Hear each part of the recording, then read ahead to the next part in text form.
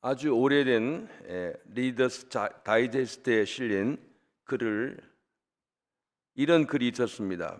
그 글의 제목은 아버지와 아들과 나, 그런 제목이었습니다. 그러니까 저는 이 아버지 얘기를 하려고 항상 우리 아버지가 생각나는데, 아버지하고 저하고 산 그 시간이 많지가 않고 기억이 별로 없어요. 그래서 나는 이럴 때는 어떻게 쓸까? 제가 이번에 손주, 조지아에 있는 손주 우리 아들 집에 갔다 왔는데, 나 같으면은 아들과 손주와 나 이렇게 써야 될 것 같습니다. 그런데 이 아버지와 아들과 나라고 하는 글이 상당히 제 마음에 와 닿습니다. 이 글 쓴 사람은 자라면서 아버지와 갈등을 많이 겪었습니다. 왜냐하면 아버지가 자기가 하기 싫은 일을만 강요하는 것 같은 그런 인상을 받았습니다. 우리 아버지는 젊은 사람의 마음을 이해하지 못하고 시대에 뒤떨어진 가치관을 가지고 있지 않나, 이런 생각을 어려서부터 했습니다.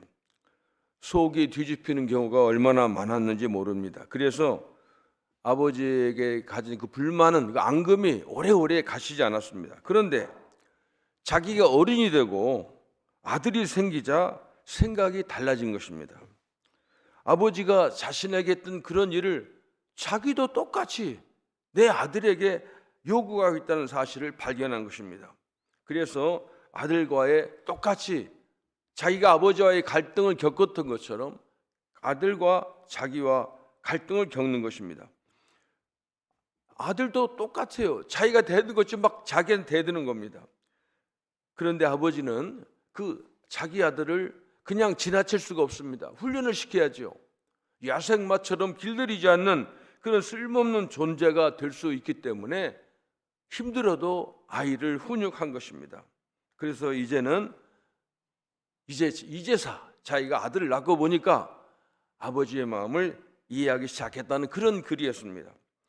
이 사람이 경험한 내용을 분석하면서 우리는 큰 교훈을 얻게 되는 겁니다. 왜냐하면 이러한 경험을 그대로 우리 영혼의 아버지인 하나님과 우리와 관계로 연결시킬 수 있기 때문에 그렇습니다. 신자인 우리들은 아버지의 마음, 하나님의 마음을 이해하는 것보다 더 중요한 일은 없을 것입니다. 동시에 하나님께서 우리에게 무슨 일을 해주셨고 하나님이 우리에게 무엇을 바라는지, 이것을 아는 것이 행복하고 의미 있는 삶이라고 저는 생각합니다. 저자는 7살 때, 그 어렸을 때 기억을 하는데, 하루는 이제 그 할머니의 그 지붕에 비가 오면 새는 겁니다. 비가 새니까는 아버지가 사다리를 타고 이제 올라가게 됐는데, 자기가 이제 아들이 올라가겠다는 겁니다. 그 지붕에 사다리 타고 올라가는 마른 날에도 위험한데 비 오는데 올라가는 걸 어느 부부가 허락하겠습니까? 그래서 좋은 말로, 야, 안 된다, 다음에 지금은 안 된다, 말을 안 듣는 거예요. 말을 안 돼. 그럼 어떻게 됩니까? 계속 할 수 없이 아버지가 아들 회초리를 때리는 겁니다. 아들이 고집이 세요. 막 박박 위니 어떻게 합니까? 비 오는 날 먼지 나게 맞는 거죠. 그러니까 이제 그쳤어요. 그런데 그 아들이 그때 너무 많이 맞아가지고 항상 아버지에서 불만을 이제 품고 있었다고 하는 겁니다. 그래서 그 자기 아버지가 이제 좀 자라가지고 그때 얘기하는 거, 놀려먹는 거예요. 야, 너 그때 너 지금 좀 컸는데 그때 일하면은, 그럼 자기가 웃음이 나오는 게 아니라 그 옛날 감정 상처를 이제 끄집어내면 더 화가 나고 그랬다고 하는 겁니다. 이렇게 생각하는 거예요. 이 아버지가 그래도 어린애인데, 어린애가 올라가겠다 하면 좀 잘 타이르고 안 들어가면 설명 잘하면 되는 건데 무조건 때리느냐 말이에요. 이건 아버지가 잘못한 것이다, 그렇게 생각했다는 겁니다. 그래서 우리 아버지는 참을성이 부족하고 가부장적이고 봉건적이다, 이런 생각을 했다는 겁니다. 그런데 자기가 이제 자신도 자식을 기르다 보니까 똑같은 일이 생겼다는 겁니다. 집에 이제 페인트를 칠하는데 얼마나 페인트 칠하는 게 쉽지 않습니다. 야, 이거 붓 가지고 달라드는 겁니다. 야, 이렇게 하면 안 돼. 너 다른 데도 이건 아무리 타일러도 말을 안 듣는 겁니다. 박박 우기고 계속해서. 그런데 그걸 참으면서 그냥 그 속이 올라오는 참으면서 하는 것이 너무너무 힘들더라고 하는 겁니다. 이럴 때 보니까 이제 자기는 아버지의 눈으로 아들을 보니까 옛날에 자기가 얼마나 어리석었던가 하는 것을 생각하게 됐다는 겁니다. 30년 동안 아버지를 못마땅하게 여겼는데 이제 자기도 이제 알게 됐다고 하는 겁니다. 한 번은 고등학교 때 이제 그 아이들이 다 장난치기 좋아하는 그때 아니겠습니까? 그런데 이제 하여간 장난치면 아버지한테 혼나고 그랬는데, 그런데 자기도 그런 생각하는 겁니다. 나는 그래도 자신의 아버지와는 근본적으로 우리 아버지처럼 나는 되지 않겠다, 그렇게 생각을 했다고 하는 겁니다. 그리고 자기 아버지는 항상 이건 좀 구닥다리다 이런 생각하는 겁니다. 답답하고 옛날 사람 생각한다고 그렇게 하는데 항상 아버지에 대해서 고등학교 때도 자기 아버지를 무시한 기억이 났다고 하는 겁니다. 그러니까 이거 보면은 그 나이에 맞는 수준의 생각하는 것이요, 고등학교 때 생각하는 겁니다. 한 신문이 설문조사를 발표했습니다. 옛날에 그래서 369명의 남학생, 그다음에 415명의 여학생을 질문했습니다. 뭐냐면은 바람직한 아버지로서의 자격 10가지를 써라. 그러니까 뭐 아이들이 그거 나 다 할 수 있다고 다 쓰는 겁니다. 근데 그러니까 정답이 뭐냐? 제일 많이 나온 말이 뭐냐면 자녀의 의견을 존중하는 아버지. 전부 다 막 자녀의 두 번째는 뭐냐? 잔소리 안 할 것. 세 번째는 용돈을 충분히 줄 것. 그다음에 사회적으로 유명할 것. 마지막 다섯 번째는 우리 아버지가 좋은 차를 타야 된다, 이렇게 얘기했다고 하는 겁니다. 그런데 우리가 잘 생각하면 이게 아이들만의 생각일까? 우리가 우리 영혼의 아버지인 하나님과 연관시켜 보자고 하는 겁니다. 우리가 원하는 하나님 상은 무엇이겠습니까? 똑같습니다. 역시 자녀의 의견을 존중하는 아버지입니다. 다른 말로 한다면 언제나 우리가 기도하면 다 들어주셔야 되는 겁니다. 여기에 덧붙여서 우리가 잘못해도 혼내지 말고 돈을 충분히 벌게 해주시고 우리를 사회적으로 유명하게 할 것이고, 애들만 그래요. 다섯 번째는 우리가 이왕이면 좋은 차를 타게 해주십시오 하는 게, 이게 하나님께 원하는 거나 애들이 자기 부모에게 원하는 거 같다는 겁니다. 그런데 하나님은 그렇지 않습니다. 아무리 우리가 요구해도 자기의 뜻을 우리에게 요구시키고 하나님 우리를 가르치는 겁니다. 마치 이 글의 주인공이 아버지처럼 그렇게 하는 겁니다. 글쓴이가 이제 고등학교 때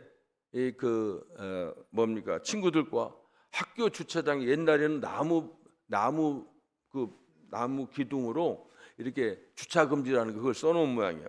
그러니까 캠프파이어 하는데 나무 하다가 좀 부족해서 그랬는지, 야 이번에 저 주차 금지 저 팻말 다 없애자 해고 친구끼리 어울려가지고 그걸 입고 캠프파이어 하는 나무 더미에 넣었어요. 근데 이게 자기하고 너무 신나니까 친구들한테 이 얘기하면서 자랑하고, 너무 좋아가지고 아버지한테, 아버지 내가 오늘 그랬다. 아버지가 좋아하겠어요? 야 그거 문제 있어. 그건 공공기밀인데 안 돼. 그건 나쁜 짓이다. 가서 도로 원위치 시켜라. 근데 그 아들이 머리가 굵었다고 대드는 거예요. 나 못 갑니다. 잘못한 거고, 친구들이 장난을 하는데 그런 거 한 번도 할 수 있는 것이지 죽어도 못 가겠다고 우기는 겁니다. 아버지가 고개를 흔들흔들 하더니 그 자리를 떠났습니다. 그 다음 날 학생들이 다 보는 앞에서 그 아버지가 그 나무 때문에 캠프파이어를 그 많은 나무들 하나 다 끄집어내면서 팻말들을 다 끄집어내서 원위치에 갖다 놓는 것입니다. 친구들한테 그 말을 듣고 아들은 너무도 부끄러웠습니다. 우리 아버지가 나 망시키기로 작정했구나. 그래가지고 이제 그 아버지에게 굉장한 불만을 계속 품고 있었다고 하는 겁니다. 그러나 아버지의 입장은 그렇지 않았지요. 자식이 정직하고 올바른 시민 정신으로 자라기를 원했던 것입니다. 그러나 자식이 잘못하면은 아버지가 대신 그거 잘못한 것을 회복시키려고 하는 겁니다. 월간 무디란 잡지에 실린 글입니다.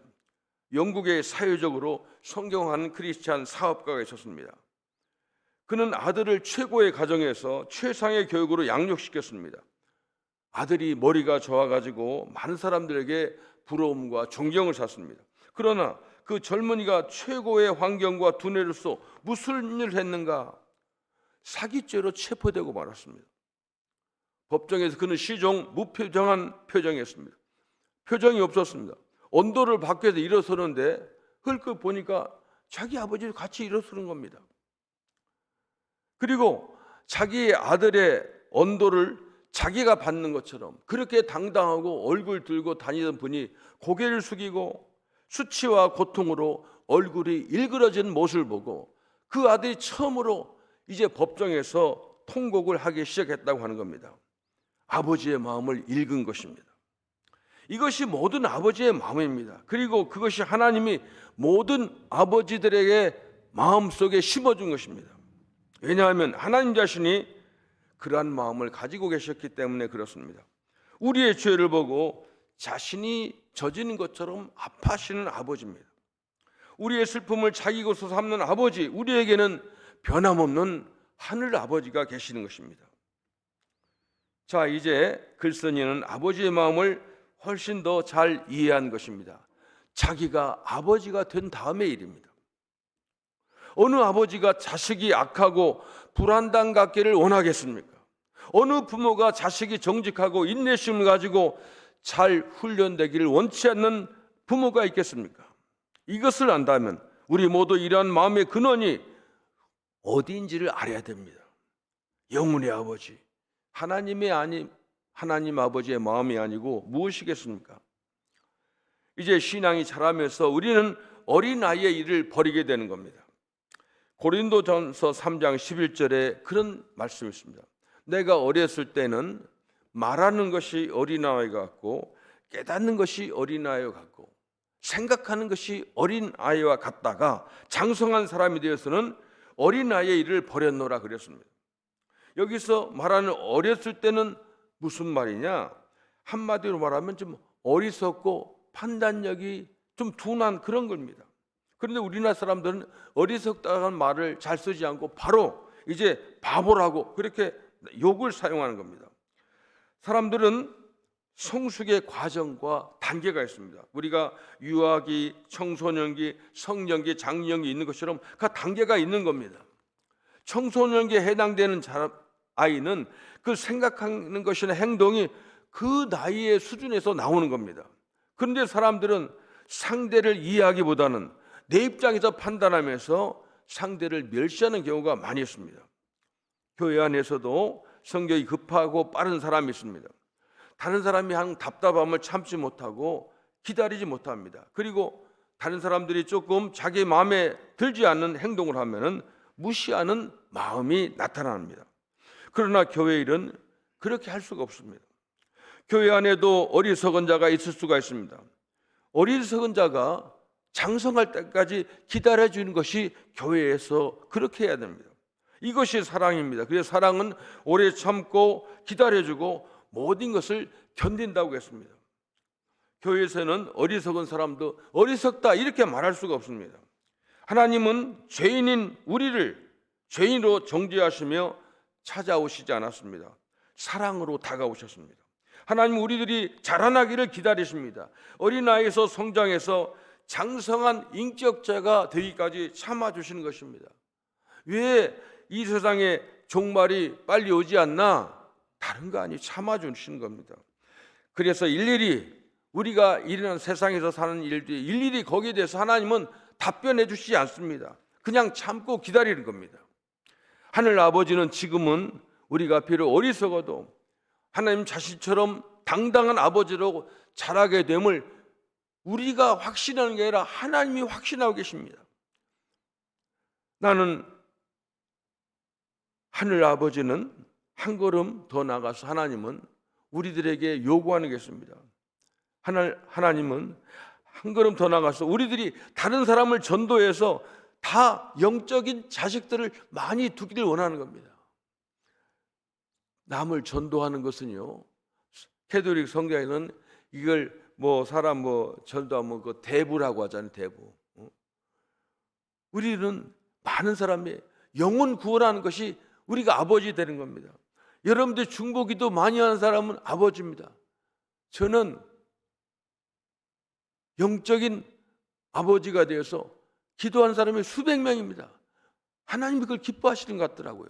그래서 한 사람은 알기만 하면 내 머릿속에 이름이 기억되면 나는 그들의 영혼의 아버지가 되기 위해서 자처하고 기도하고 있습니다. 하나님은 그걸 원하십니다. 그래서 우리들이 하나님의 마음을 이해하고 영적인 부모의 마음이 어떤 것인지를 알기를 원합니다. 왜 세상이 어려우면 내 일처럼 생각하고 무슨 문제가 생기면 나 때문에 생긴 것 같고, 다 하나님께서 그런 마음을 우리에게 주신 것입니다. 어린아이의 일은 어린아이의 시절이나 통용되는 것입니다. 그런데 우리의 신앙이 계속해서 자라지 않는다고 하면은, 어리석고 둔하다고 하면 하나님이 얼마나 답답하게 하시겠습니까? 아버지는 것은 우리 아버지 하나님 모든 것을 다 말하지 않습니다. 단지 행동할 뿐입니다.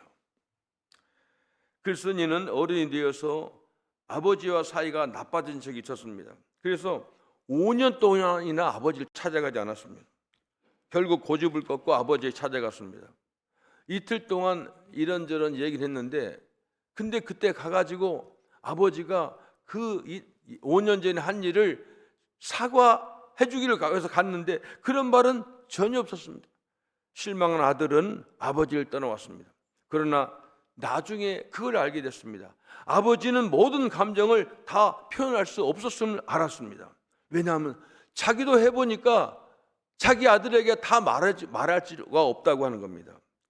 이게 남자들은 여자들처럼 모든 것을 다 말하지 않습니다. 특히 나이 든 사람들은 자식에게 감정을 다 표현하지 않습니다. 제가 우리 아들하고 살면서 그런 생각했어요. 말해주고 싶은데 말할 수가 없었어요. 근데 속으로 이런 생각했어요. 너도 아들 한번 낳아봐라. 그런 생각을 가지고 있었어요.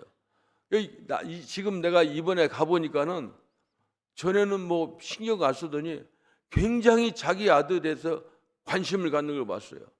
그게 다 하나님께, 그러니까 말할 필요가 없는 겁니다. 하나님께서 모든 아버지들에게 그런 마음을 줬다고 하는 겁니다. 그래서 이제 사실 아들과 이제 그 아버지와 아들 관계는 그렇습니다. 그래서 사실 집에서 보면 무슨 문제가 있으면 자녀들은 어머니는 끌어안지만은 아버지에게는 아무 말도 서로 안 하는 겁니다. 그러나 마음속 깊은 곳에서는 뜨거운 감정이 언제나 흐리고 있는 것입니다.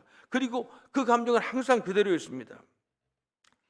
어느 다 성장한 딸이 아버지와 말다툼을 했다고 합니다. 그리고 자기 집으로 딸이 돌아갔는데 몇 달이 지난 후에 아버지가 심장마비가 와서 병원에 입원했다는 소식을 들었습니다. 중태했습니다. 밤을 넘기기 어렵다는 얘기를 듣고 그 소식을 듣고 딸은 병원에 전화했습니다. 제발 제가 가는 동안만이라도 살아있게 해달라고 간청했다고 하는 겁니다.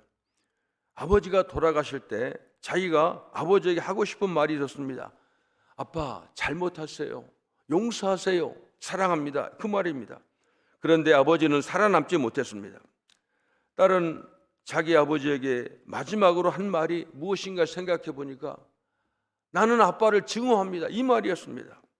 미칠 듯한 마음을 가지고 아버지의 유품을 정리하던 딸은 아버지의 일기를 보게 됩니다. 죽기 며칠 전에 쓴 내용입니다. 딸아, 나를 용서해라.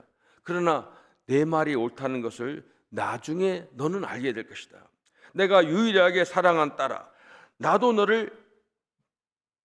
네가 나를 사랑하는 줄 나도 알고 있다. 이렇게 말했습니다. 아무 말을 안 해도 부모와 자식 간에는 흐르는 뜨거운 피가 있습니다. 부모는 모든 것을 다 설명하지 않습니다. 더 잘 알아야 알기 때문에 그렇습니다. 이제 이보다 더 뜨거운 것이 뭐냐? 하나님과 우리 사이의 관계입니다. 하나님은 우리에게 말씀하지 않습니다. 그러나 영으로서 피보다 진하게 우리는 하나님과 우리와 연결되어 있습니다. 하나님은 다 설명하지 않습니다. 그러나 하나님 분명히 우리를 돌보고 사랑하고 계십니다. 우리가 아이들 돌보는 것처럼 하나님 끊임없이 우리를 보고 계십니다. 아까도 우리가 찬송에 작은 신음에도 응답하십니다. 시간이 지나면 우리도 신앙에서 어른이 되고 이해할 그럴 때가 오는 겁니다.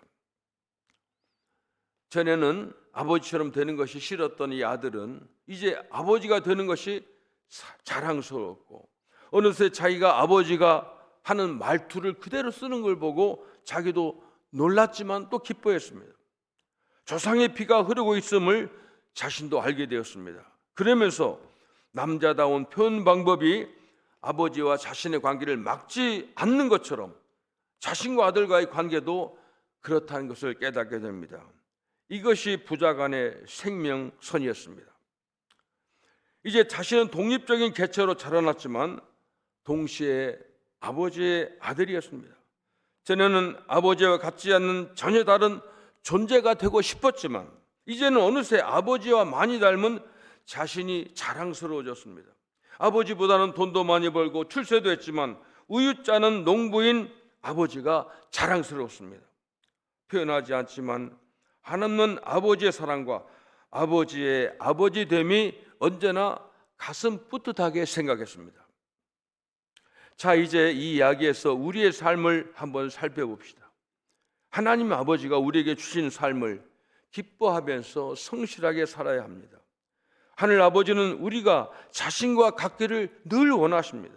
그리고 우리 속에는 하늘 아버지의 거룩한 영이 흐르고 있습니다. 아버지는 우리에게 모든 것을 다 설명하지 않습니다. 제가 이걸 여러 번 반복하는 이유가 있습니다.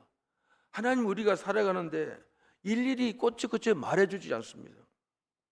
저도 제가 한국에서 미국 와가지고 우리가 남매인데 아이들까지 11명이 10년을 같이 살았습니다. 근데 살면서 얼마나 하고 싶은 말이 있는지 몰라요. 내가 이걸 꼭 우리 딸에게 그냥 잘해주는데 섭섭한 게 없겠어요? 내가 오늘은 작정하고 내가 한번 하고 해요. 그런데 시간이 되면 말 못하겠어요. 근데 늘 생각 안 했어요. 너도 네 자식 키워보면 알 것이다. 그런 생각하는 겁니다. 이걸 가만히 생각하니까 하나님도 꼭 그와 같은 것 같아요. 우리가 답답하고 당황하고 불편할 때 왜 해결해 주지 않는가? 근데 하나님이 말씀하지 않아요.